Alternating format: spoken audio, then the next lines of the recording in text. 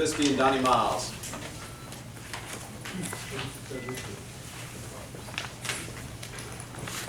Okay, we're entering, Coastal Division play now, and all of our goals are in play for the rest of the season, basically. So this is a big game because it's the next game, but it's a big game against a divisional opponent. So our guys are looking forward to it.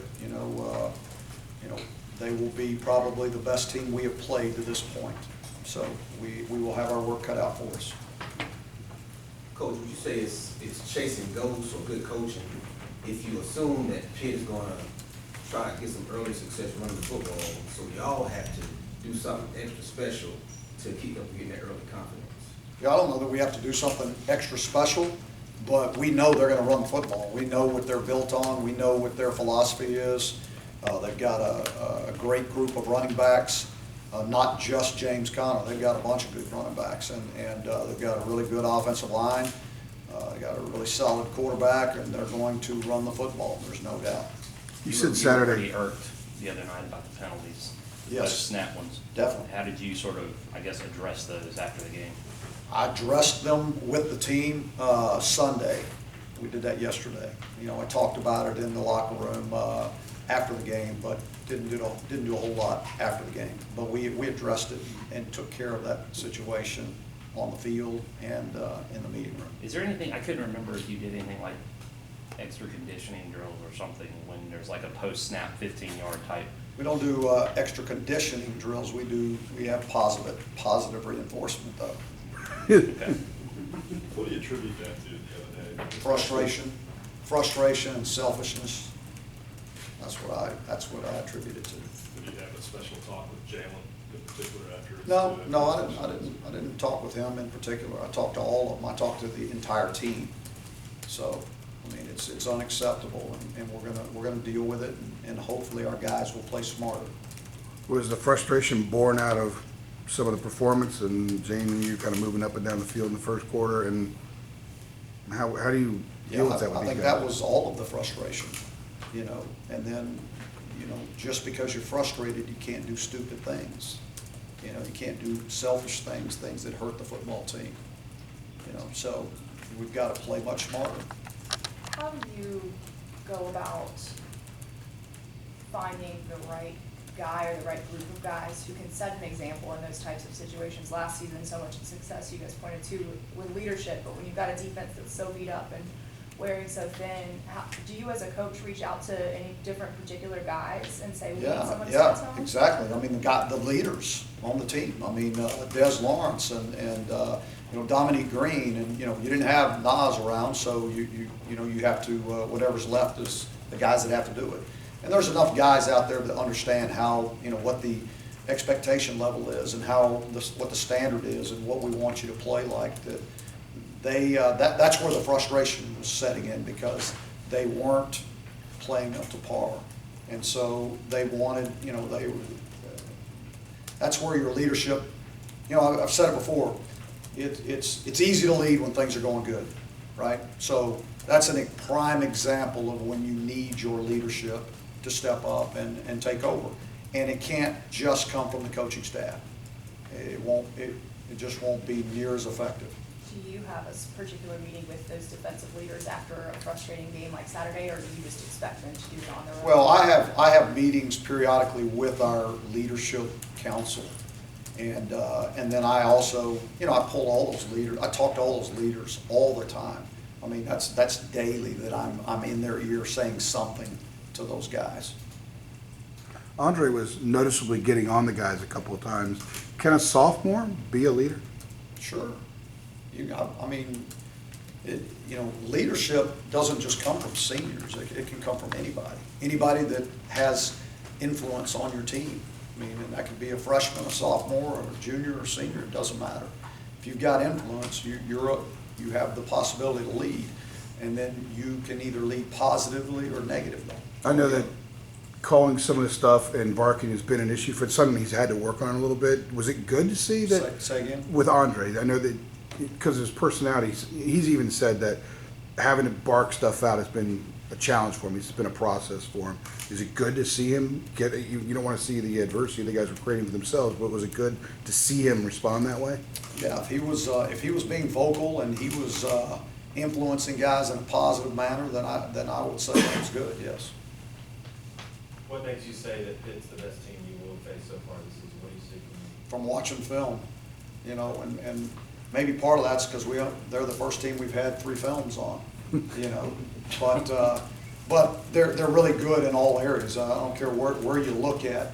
I mean, they're running the ball very, very effectively against everybody they've played.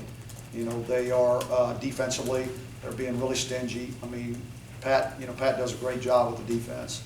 And they do a great job against the running game, there's no doubt. Oklahoma State got behind them in some situations, but that's uncharacteristic also. You know, and then if you look at their special team units, they're extremely sound in everything they do. So they're a really good football team, just a good, solid football team. We probably know a little bit more about this group than we do any of the other groups we play. Is it Were they beneficial met? that Pat uses that quarters defense like James Madison used on Saturday? Yeah, it was similar in some situations, so we were able to see some of that, you know, this past week, going into this week, so I think that helps. Matt Canada, obviously you have some familiarity with him too. Is there anything really different with, I mean, he's a coordinator, but they still run the ball. Is there anything changed? No, he hasn't really changed. He's taken advantage of all those running backs that they have, and he's taken advantage of number 10. And he's doing I've got a lot of respect for him, because I thought he did a great job for us when he was over, you know, or a great job for them when he was over at the other team in the state. I mean, he did a nice job, and so, you know, you still have him in the league, and he goes to Pitt with even more running backs, you know, and probably a really good offensive line. And so, and then they've got tight ends, and so he's able to open up his playbook a little bit more and do even more than he's doing. When you're talking about film, how beneficial is it that they're coming off a game where they played against a team that does a lot of the similar things that you guys do? Yeah, it helps. I mean, it always helps anytime you can, you know, your guys can see it, you know, and not say, okay, think about it this way, if it was like this. I mean, when you can actually see it on film, it's easier for them to learn. Back in December, you and Dad with the ACC Championship did those recorded messages for James. Have you all had any conversation with him since then about just his journey in general? Yeah, unfortunately, I haven't. You know, you just don't get a lot. You don't get to see those guys from other teams. You know, you send a note here or there, but not any contact. You know, I know it's been very rewarding to see him back out on the field and to be healthy. How equipped do you think you guys are for this upcoming 4-game stretch? Do you have a good grasp, if you like, strengths and weaknesses? I mean, you know, I hadn't thought about a 4-game stretch. I mean, I'm hoping we got enough to come together for this game against Pitt, because it's gonna, you know, it's the only game that really matters to us. And so, you know, I mean, the key is throughout your entire season is staying as healthy as you possibly can, taking care of your bodies. I mean, all the things that you're going to have to do, because when the body breaks down, I mean, you're on the sideline, you can't help your team. And so we're constantly harping on our guys about our preparation, not only mentally, but physically, and what we're doing with our bodies. James Madison had success running the ball, and you mentioned Pittsburgh is a very good running offense as well. Are there any specific areas you need to improve on going into next year?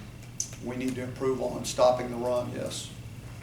Are you talking about positionally? Yeah, positionally, yes. Yeah, the D-line, the linebackers, and the secondary. Is there anything specific you've talked to, like fundamentally, or like any Well, tactical or execution? I think, yeah, I mean, but I'd rather not talk about what we're gonna do, you know, so that hopefully Pitt doesn't know what we're gonna do, you know, but it is a point of emphasis for us. We know if we don't stop the run, it's gonna be a long day, and it's gonna be extremely difficult. So we know we have to, you know, I shouldn't say stop the run, okay, because I don't know that anybody just stops it, you know, but we've got to, you know, we got to slow them down. You know, we'd love to be somewhere around 75% less than what their average is. And if we do that, then we feel like we'll be having some success. Larry, I know you focus on the current year, but with winning the Coastal last year being such a positive thing for this program and the team, do you try to incorporate that into the conversations about the goals moving forward? No, not really. I mean, you know, because we established new goals this year on what we wanted to do. And now, I mean, this is the first game. And yesterday in the team meeting, I was talking to them about our goals on this season. And I will continue to talk about them each and every week so that they don't lose sight or focus on their goal. It's because it's so easy to start, you know, looking at everything else that's out there. I mean, just, there's so much out there.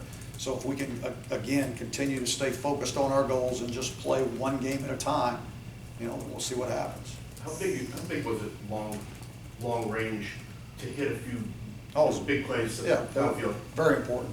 I mean, one, just getting your confidence back. I think it was good for Mitch, those receivers.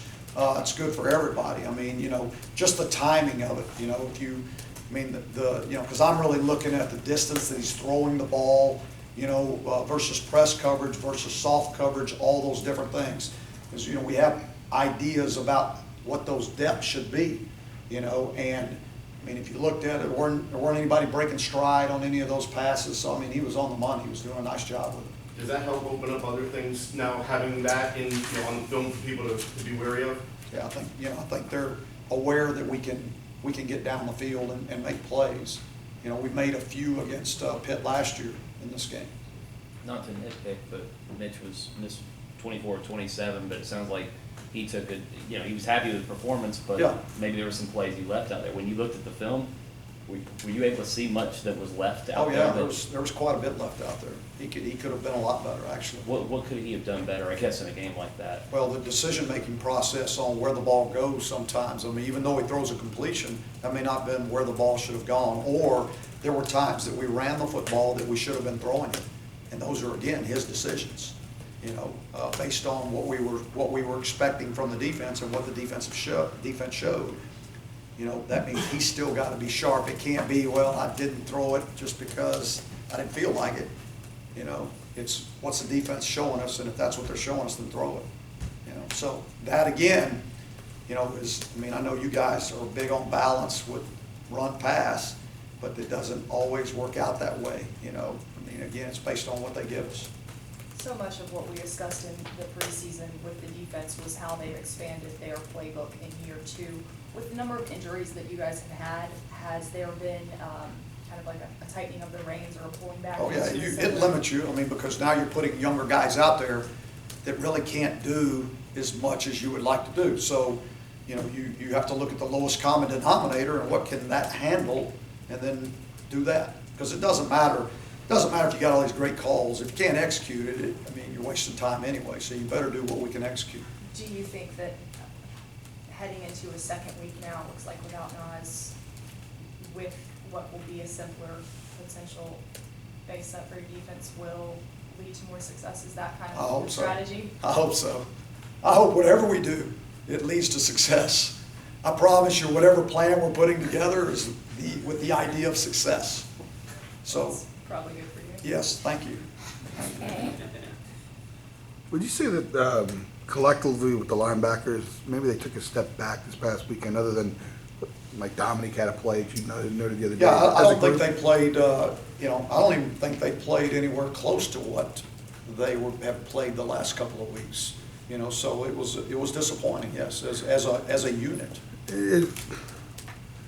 I know Cason's kind of been inconsistent. He had a lot of tackles the other day, but how did he play, other than just the fact he had 10 tackles? Did he play a little bit better, and he was maybe the one guy that did, or were there a lot of mistakes in No, the play? I wouldn't say there was one guy. As a collective group, they didn't play up to our standards, so it's hard for me to point out one guy and say he played well, because I don't believe that. Okay.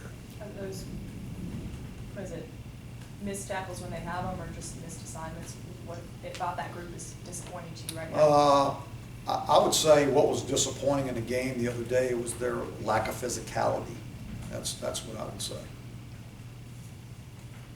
Was there anything in the second half that was encouraging about how they played as far as? Yeah, there was a lot of things that were encouraging. I mean, you know, I do want you to know when we go in there in a meeting on Sunday and we watch film, we point out the good and the bad. We tell them really that it's the only place they're getting the truth in their life. Okay? I mean, really. It really is. I mean, they're not getting it at home. They're not getting it from their girlfriend. They're not getting it from anybody else. They get the truth when they go into those meeting rooms. Because the eye in the sky doesn't lie. I mean, it's telling you right there exactly what's going on. And so, yeah, but we point out the positive things that are going on in the game, and we point out the negative things that are going on in the game. And it's just, individually, how good do you really want to be? Do you want to be good? Do you want to be great? If you want to be great, you want to be coached hard. You want to improve in everything that you do. RJ Prince, 2 starts, he maybe exceeded expectations, is that fair to say? No, he hasn't exceeded my expectations, but I think he's playing well. He's played well enough to win 2 games. And so if he continues to do that and continues to grow, that line will gel even more, with him being in there, and I think we'll be fine. Anybody else? Thank y'all. All right. Thanks. Yeah. All right.